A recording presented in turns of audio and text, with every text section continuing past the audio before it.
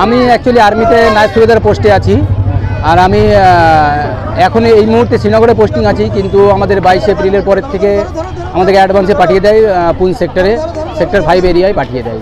Actually আমি আছি ইএমইতে, যেটাকে ফুল শর্টে বলি ইলেকট্রনিক মেকানিক্যাল ইঞ্জিনিয়ার, যেটা ড্রোন জামার এগুলোতে আমাদেরকে করতে হয়।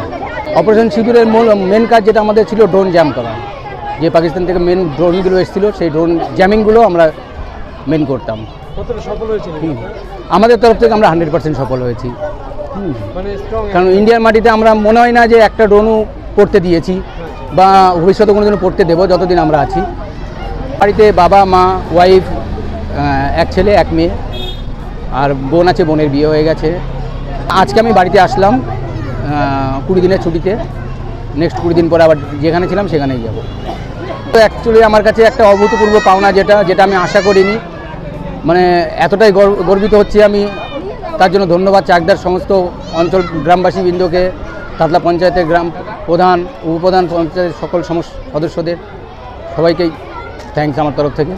ওই সিচুয়েশানটাই এমনই ছিল যে পড়লেও সেটা মাথার থেকে সরাতেই হবে, কিছু করার নেই। তো আতঙ্ক বলে কোনো জিনিস আমাদের মধ্যে ওই সময় ছিল না, যে আতঙ্ক ভয় সেই জিনিসটা ছিল না।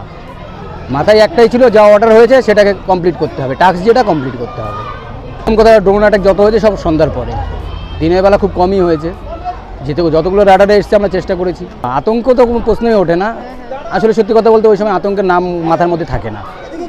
তখন যেটা আমাদের অর্ডার পেয়েছি সেটাকে টাস্কটা কীভাবে কমপ্লিট করতে হবে শুধু এটাই মাথায় থাকে, সামনে কী হচ্ছে বা পিছনে কী আছে সেটা আমাদের মাথায় থাকে না। সরকার 100% হেল্প করেছে। মানে একটা ফিল্ডে যাওয়ার আগে আমাদের যা যা ইকুইপমেন্ট দরকার, যা যা আছে, পুরো প্রিপারেশন করেই আমাদের পাঠিয়েছিল। কি বলবেন সরকারকে? তো অনেক অনেক ধন্যবাদ। মানে A to Z আইটেম যেটা একটা ফিল্ডে যেতে গেলে আমাদের লাগে, সবসময় সব জিনিস অ্যারেঞ্জমেন্ট করা সম্ভব হয় না, তবে একটা প্ল্যানিংয়ের সাথে গেছিলাম বলেই আমরা সেটা সফল করতে পেরেছি। এটা সরকার না চাইলে তো কখনো পারা যায় না। অ্যাকচুয়ালি আমাদের টিমে আমরা ছিলাম 12 জন ফার্স্ট টিমে যখন গেলাম, তারপরে টিমে 22 জন হলাম, টোটাল 10 জন।